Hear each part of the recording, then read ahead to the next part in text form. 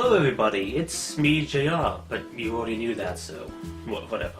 And welcome to the second installment of the Monogatari vlogs. That's been in the pipeline for a while now, because of reasons like me not having the camera for a whole month. So yeah, here we are. And it's time for me to finally focus on the second installment of the Monogatari series, Nisemonogatari. And boy, is this one quite different in many ways. So, how should we begin with this? Well, the meaning of Nisemonogatari, well, let's see. It's a portmanteau. Monogatari already meaning story, as I probably would have mentioned in the first vlog. And then Nisemono, which is the term for fake, or imitation, or bogus, or counterfeit, or just any of those sorts of words. So yeah, Nisemonogatari. So we have, it's like a fake story, or the impost story, or forger story, or bogus story, or hoax story, or counterfeit tale.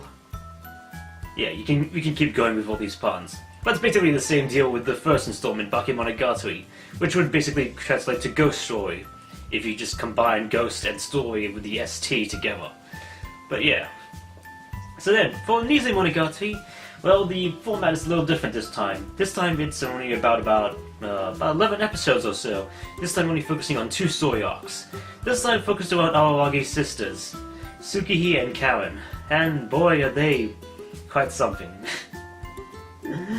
But yeah, the plot, well, the two arcs that make up this series are Karen B and Tsukihi Phoenix, and you could obviously guess which ones they focus on.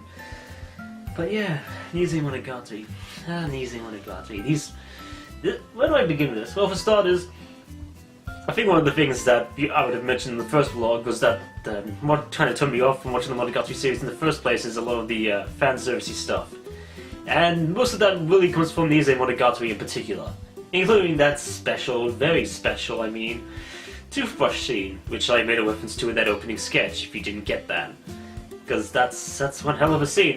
It made sense in context, but it's still weird as hell. And yeah, it makes sense in context, believe it or not. In the show's own warped perspective, or just kind of insane logic. It was weird as hell. But yeah. But, well, just give me a second here. I'm just on my phone right now so I can make sure I'm not going too off script or making any fumbles or whatever. I don't want to stump my tongue again like Mayoi does. Oops, I slipped my tongue, blah blah blah. But yeah, Nisemonogatari. Well, where do I begin with this? Well, for starters, in the Karen B arc, which is how things start out, our focus is largely on Karen Arawagi, as she, as she basically tries to take on mysterious con man and con artist, but who's also got some sort of connection to the supernatural known as Kaiki Deshu, who's been selling curses and other stuff to kids around her school. And obviously being the one that stands for justice like she is, she wants to take him down. No, it's obviously not going to be like that. And then on the other side of things, we have, well, for a couple of episodes, Arawagi being held captive by Sejigahara in the old cram school. Yeah, she literally gets held captive by her. Because, well, as it turns out, Kaiki was someone that she originally hired to try and take care of her crab problem, except he didn't really fix it up at all, and she felt betrayed by him, and is more or less out for revenge. And kidnapped Arawagi as a way of trying to keep him safe. And of course, as with any other scene in the show, it's just wiped with insane angles and camera shots and hilarious conversations between the two of them. And one of the most hilarious things that I want to find out later on throughout the show is the relationship between Hanakawa and Sejigahara. As by the time Sejigahara ends up in a phone conversation with her, she instantly backs down. And that's just hilarious considering we've barely seen any of these two characters interact beforehand. So something definitely happened between them there. But yeah. Yeah, I'll just keep going down. But yeah, Nisemonogatari. But, well, the main crux of this arc basically kind of goes down to how Arawagi treats his sisters. They both had small and minor appearances previously in Monogatari, to mostly just minor or slightly plot-important events, like why Arawagi ran away from home in the second arc, Mayoi Snail. But here we finally actually get to know them. We actually get to see them. We get to see them talk. We get to see them we get to know who they are, really. They both stand for some form of justice, and Naoki doesn't really think that. I guess they're kind of fakers in a way because what they're standing for isn't really that real, or maybe they don't quite believe in it. Oh, something. I'm sorry.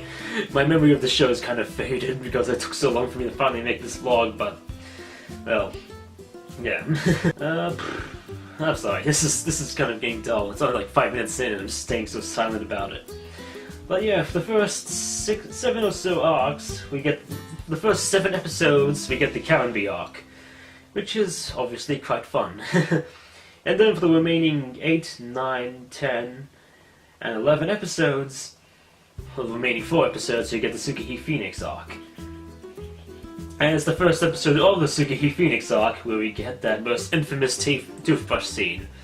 So, just, if you ever want to see that, just go look it up, yeah. Oh boy. But yeah, what else is there to be said about Nisemonogatari? Oh yes, we finally get introduced to one character. Well, we've been introduced to her before in Bakemonogatari, but here she finally has some actual scenes of her talking and doing things. And it's Shinobu Oshino, or formerly, oh yeah, Jesus, I can't even say the name right.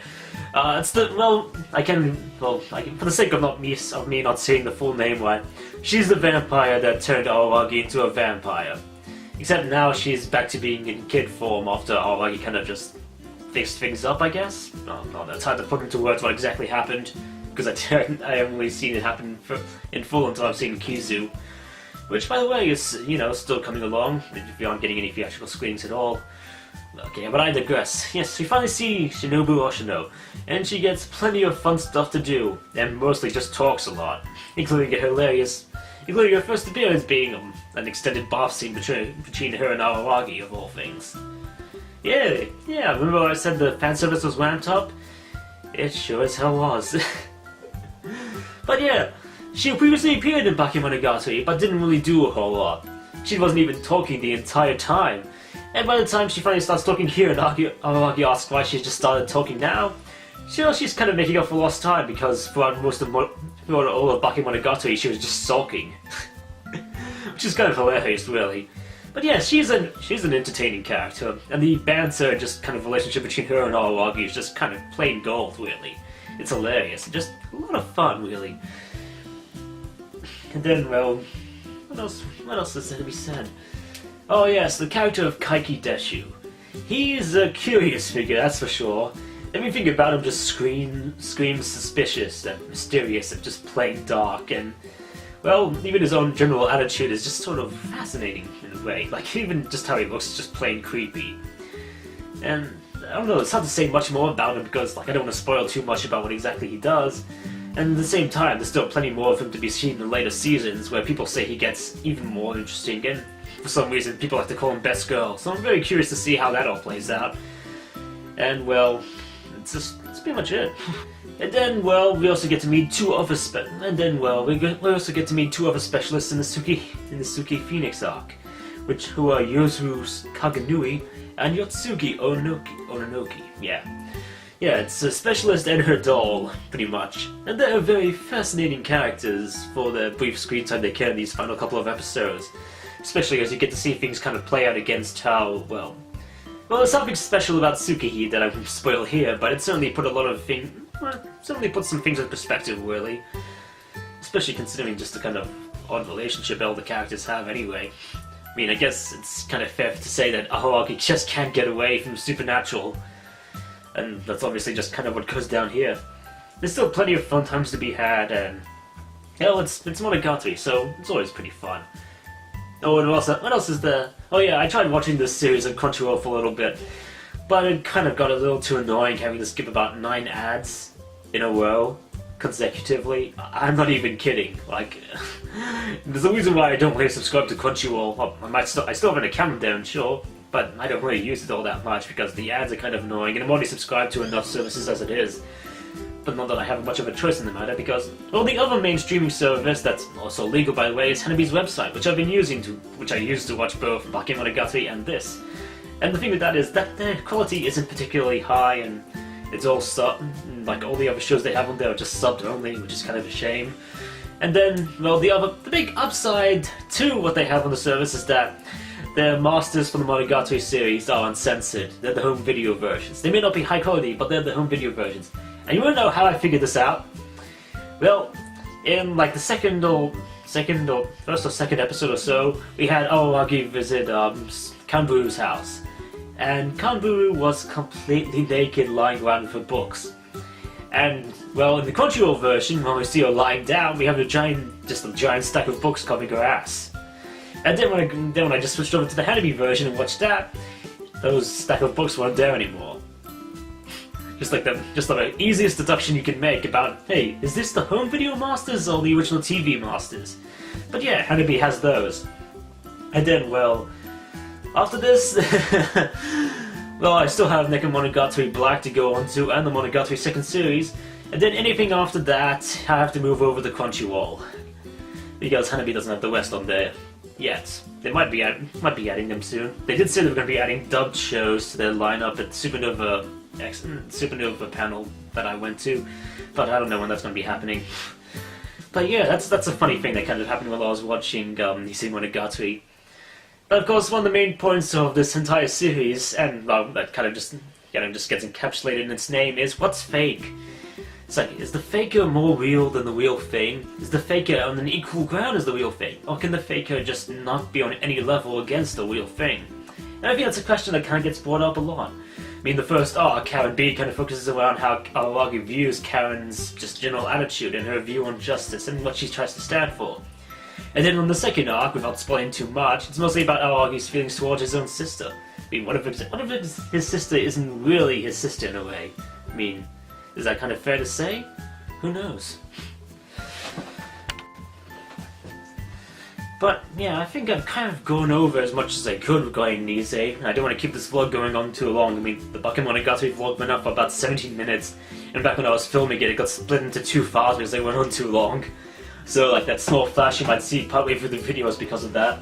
I'm just going to look at my laptop very quickly and figure it out and just, I don't know, figure out if there's anything else I missed because, well, I'm sorry I couldn't really get into full details here. I mean, there's still so much in the Monogatari series left.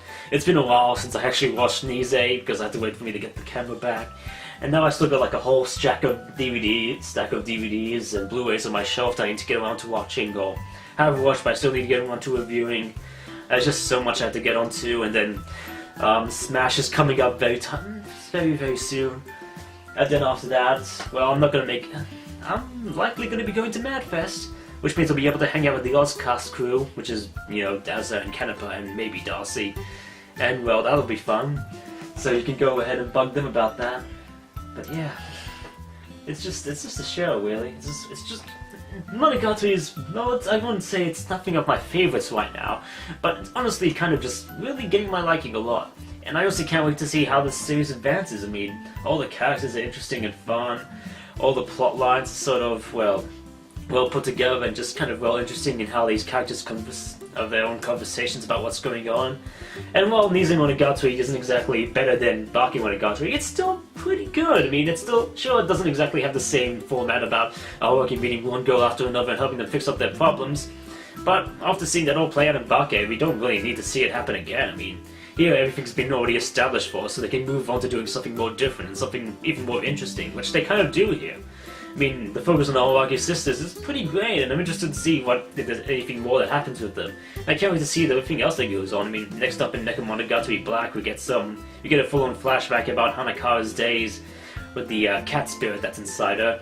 And then after that, we have the Monogatari second series, which is about 36 episodes long or so, and every chunk of eps is a different story arc. And then after that, we have Hana Monogatari, which is about Kanburu and her little adventures, and well, we have even more after that. And now we have the Nisemonogatari movies coming out. The second one's coming out very soon, like September or so, or maybe September or October or whatever. I need to double check on that. And of course, I have to be waiting until I watch all 3. Well, actually, to be honest, I think at the rate I'm watching the Monogatari series right now, I could probably finish them all off in time to see all 3 Nisemonogatari films all together here in Australia. I hope. Actually, the way I watch most things, I could probably finish them off really quickly. Especially since now that I have the camera back, I can keep to making more Monogatari vlogs faster. Unlike the gap between this one and the Bakemonogatari vlog. But yeah, I think I've covered pretty much everything I need to. I mean, I'm sorry if I'm not being particularly analytical here. I mean, that's not really entirely my thing, and I can't remember everything that's happening these days, so I kind of just went over as much of the basic points as I could. I mean, there wasn't even any freeze frames in this one. Like, seriously, like, there's still, like, technically there were still freeze frames, but mostly just, like, black screens or white screens, like, sort of just those kind of colored screens that kind of represent the mood or emotions going on in a particular moment. But there's nothing like a full of massive mounds of text that you have to read over or have to constantly pause to get through. None of that's in here anymore, so to represent that, I won't be including any freeze frame text in this vlog.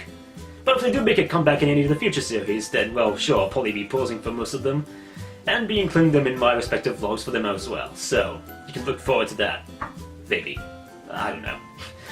But yeah, I've been JR Pictures, or Jonathan, or whatever the hell you want to call me. Jono, I mean, that's what people called me in high school, right? And, well, join me next time for when I, well, look at Nisemonogatari Black, or Nisemonogatari Kuro, which is black in Japanese, because, sure, why not? Or Nisemonogatari, which is obviously Cat Story, if you haven't figured that out. But yeah, until next time, guys, cheerio, and look forward to more videos coming very, very soon, okay? And I've been looking at the screen of the camera this entire time, so sorry about that.